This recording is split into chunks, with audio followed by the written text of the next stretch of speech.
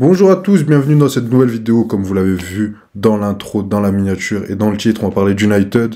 Ça fait un moment qu'on voulait parler de Manchester, mais on avait besoin d'un expert.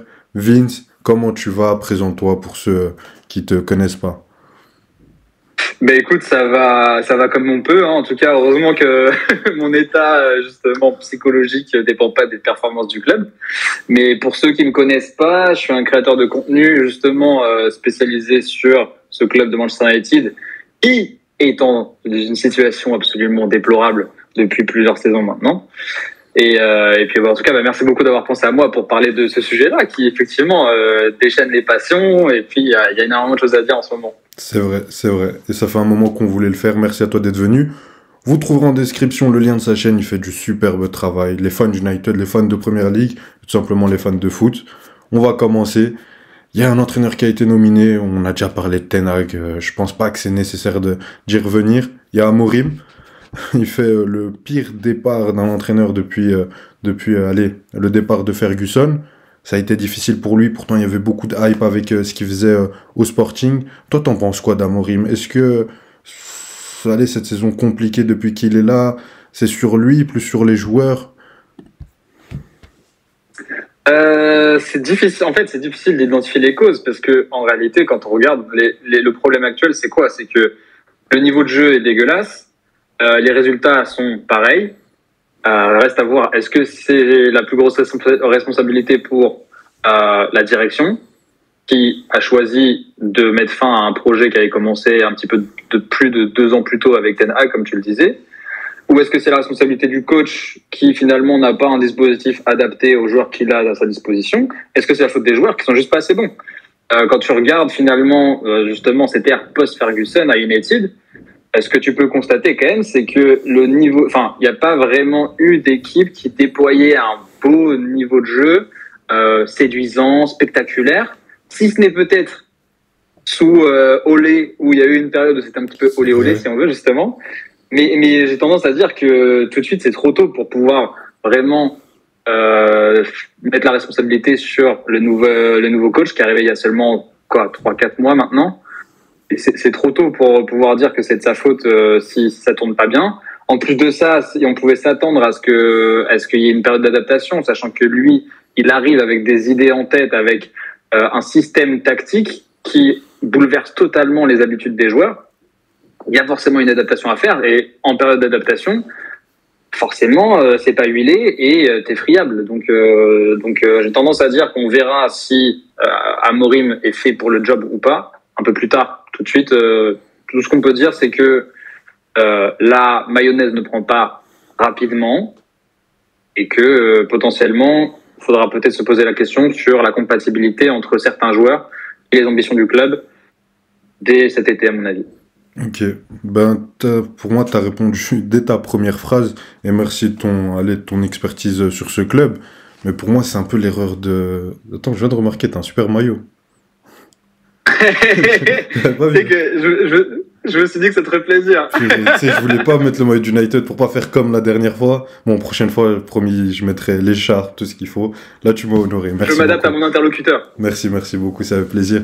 Mais ouais, pour moi, c'est la direction, parce que t'as lancé un projet Ten Hag, t'as fait un mercato pour lui, t'as amené comme entraîneur adjoint Van Nistelrooy. Pour moi, justement, Van Nistelrooy, on va pas faire le cliché parce qu'il est hollandais, c'est plus ou moins les mêmes idées, mais tu sais, c'est des joueurs que lui aussi coachait. Moi, je le voyais bien reprendre l'intérim cette saison, et t'as pas tenté ce projet. Là, tu prends un entraîneur, comme t'as dit, qui a des idées bien à lui, un système de jeu bien à lui. Là, on parle d'un mercato, on va ramener les joueurs du Sporting, comme ce qu'on a fait avec Ten Hag. Donc j'ai l'impression que c'est à chaque fois la même chose avec United. Il y a un problème dans les mecs qui dirigent. Il y a un problème dans même les coachs. J'ai l'impression qu'ils sont dépassés par les événements. Là, moi, je me rappelle l'interview post-match de Amorim qui dit « Ouais, là, je vais avoir 40, mais je viens de passer 3 mois United, je vais en avoir 50. » T'as l'impression qu'il sait plus quoi faire, qu'il veut mettre ses idées en place, et surtout qu'il passe d'un contexte à Sporting où tout lui réussissait, à un contexte à United où tout va mal. Donc voilà, là, on a parlé d'Amorim. Moi, maintenant, je parlais d'un sujet beaucoup plus sérieux et qui déchaîne encore plus les passions. C'est l'effectif. Parce que tu sais, j'avais fait un post Instagram, genre il y a quelques jours, pour dire ouais, Amorim n'y arrive plus et tout. Et le nombre de supporters d'United, enfin de mes amis qui sont supporters d'United, qui sont venus me dire mais t'as vu les joueurs qu'il a? Toi, t'en penses quoi de cet effectif? Est-ce qu'il est mal construit? Est-ce que c'est certains gros joueurs qui prennent pas leurs responsabilités? On est un peu perdu là-dessus. Et je pense que même toi, à force. La question, non, moi je suis pas perdu du tout. Hein. Là-dessus, j'ai des idées assez arrêtées. Ok. Pour moi, l'excuse qu'une bonne partie, comme tu disais, des supporters trouvent à Amorim par rapport au niveau intrinsèque des joueurs qu'il a à sa disposition, c'est une excuse que les gens donnaient trop peu à Ten Hag. Alors qu'en réalité, quand tu regardes, Amorim, là, l'effectif qu'il a, il est meilleur que celui que Ten Hag avait l'année dernière. Je suis d'accord. Pourtant, sous Ten Hag, j'ai jamais vu l'équipe aussi mal jouer. Parce que c'est ça aussi. La crise actuelle, elle vient des résultats, mais indépendamment des résultats, on pourrait se dire, ah ouais, mais c'est football un peu champagne, on est exposé défensivement parce qu'on est en reconstruction. Par contre, voilà, grosse liberté offensive, ça régale. Non, même pas, il n'y a rien. Offensivement, c'est vraiment à l'arrêt, on va dire. Et franchement, on ne voit pas quelque chose d'intéressant. Alors, l'excuse des joueurs, moi, je peux l'entendre, mais dans ce cas-là, c'est quelque chose qu'on peut entendre depuis avant Amorim. Et dans ce cas-là, on peut se demander si c'était pertinent ou pas de dégager Ten Hag. Après ça, on peut refaire le débat pendant 20 ans. Mais maintenant qu'on a cette situation-là avec ce coach-là, moi, le niveau des joueurs, c'est pas la plus grosse raison. Parce que comme je t'ai dit tout à l'heure, il y a, alors c'est pas exactement les mêmes joueurs, mais il y a certains joueurs qui étaient là sous Ole Gunnar Solskjaer, et ça avait bien joué, et c'était libéré, et c'était intéressant. On n'a pas vu ça sous Amorim. Donc la question de savoir si les joueurs sont adaptés ou pas à son système, j'ai tendance à dire que oui. Je pense qu'il a des joueurs qui sont adaptés à son système. Après, moi personnellement, de ce que j'observe, il y a parfois des choix dans les compositions qui sont douteux. Le fait de mettre un coup tel joueur à gauche sur le poste de piston, un coup tel joueur à droite.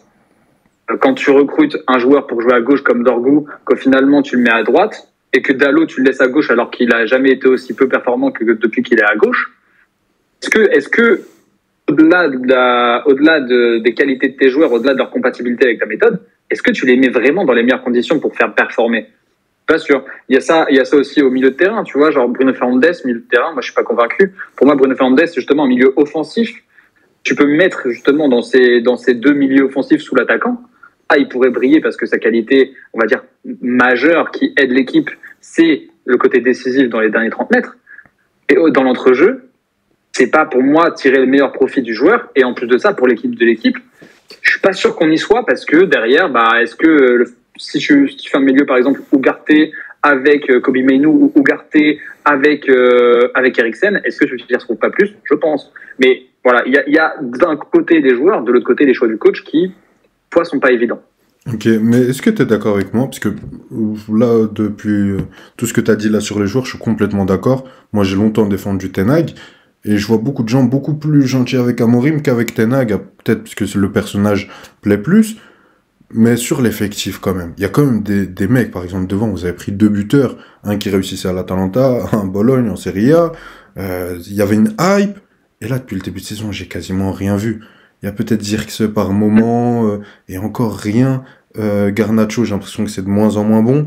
Au milieu de terrain, Casemiro, c'est catastrophique. Tu vois, il y a aussi des individualités qui n'apportent rien et qui sont censées, par exemple, un Zirkzee, il a quand même cette qualité-là, même quand ça va moins bien, à pouvoir essayer de combiner un peu avec les joueurs. Là, je le vois même plus faire ça.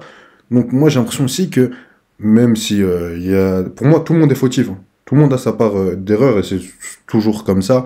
Après, c'est réparti en fonction de chaque cas et de chaque contexte. Mais il y a des individualités qui se cachent beaucoup. Il y a des joueurs qui n'osent plus. Il y a des joueurs aussi qui perdent confiance à United. Mais maintenant, est-ce que le problème est plus les joueurs ou le coach? Pour moi, c'est un mix des deux. Le problème, c'est que j'ai l'impression que, on va revenir à chaque fois au même point, c'est qu'il n'y a pas de ligne directrice. Là, on donne un effectif à un entraîneur qui a montré à Sporting qu'il savait exceller quand tout allait bien pour lui. Quand on lui donnait les joueurs qu'il voulait, des jeunes joueurs qui pouvaient modeler comme il veut, mais qui n'a jamais montré qu'il savait faire ça dans un grand club. Donc là, tu vas repartir avec un pari comme tu as fait avec Ten Hag, de donner à Amorim l'effectif qu'il veut, des joueurs qui l'intéressent, mais on ne sait pas forcément si ça va marcher, et tu peux te retrouver comme là, on s'est retrouvé après Ten Hag. Mais sinon, à part les joueurs, enfin, je sais pas si tu as des joueurs, toi, ciblés en particulier, qui ont été vraiment en méforme.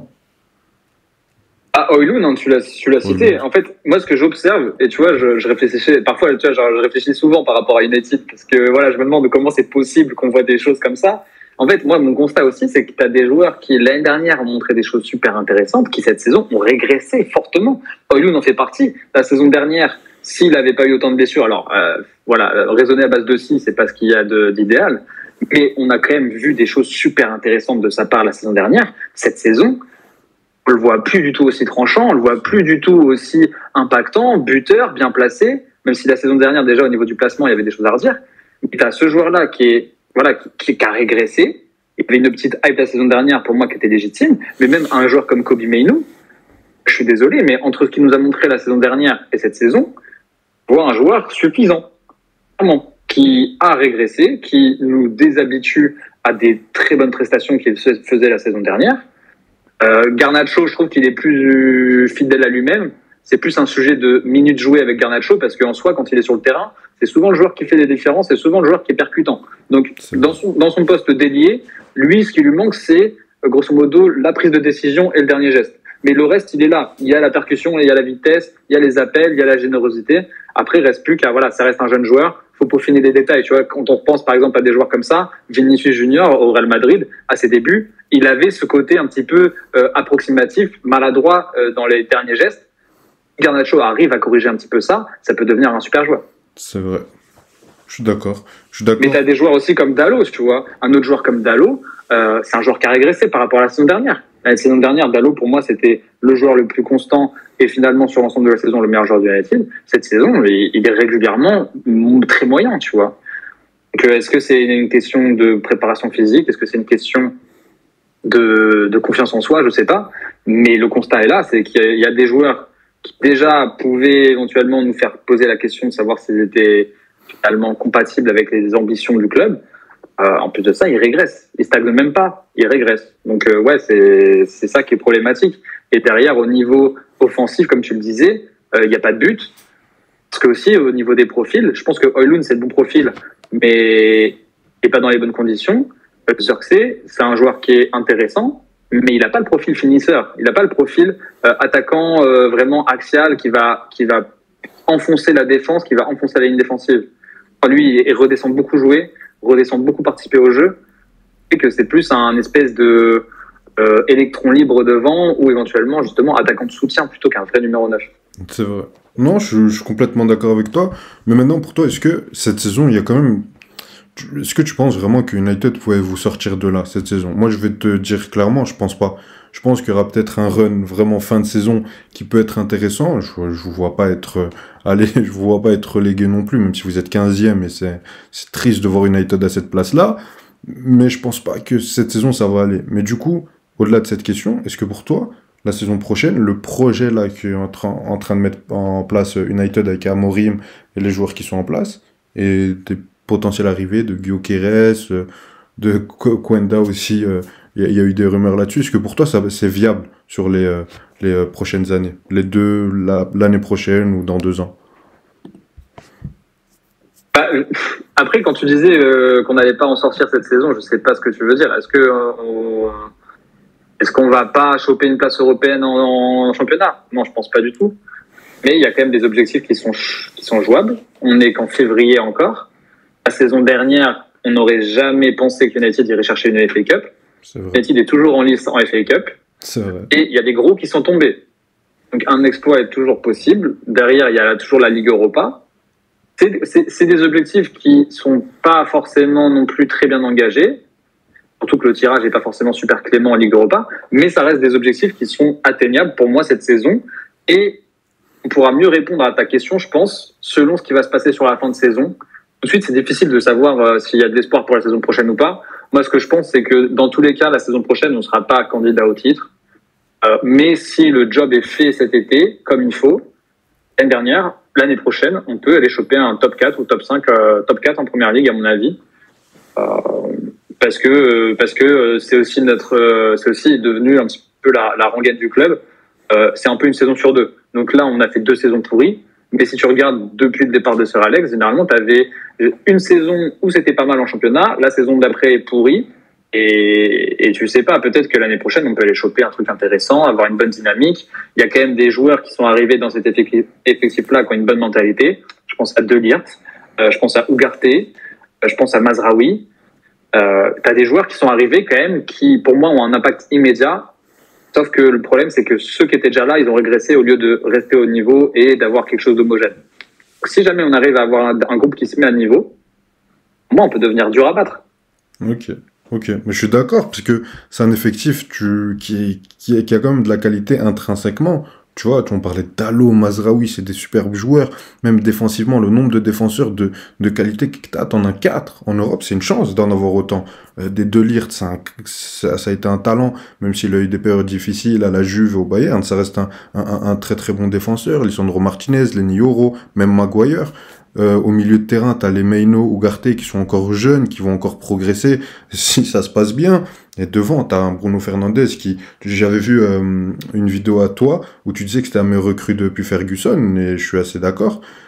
Si je me trompe pas.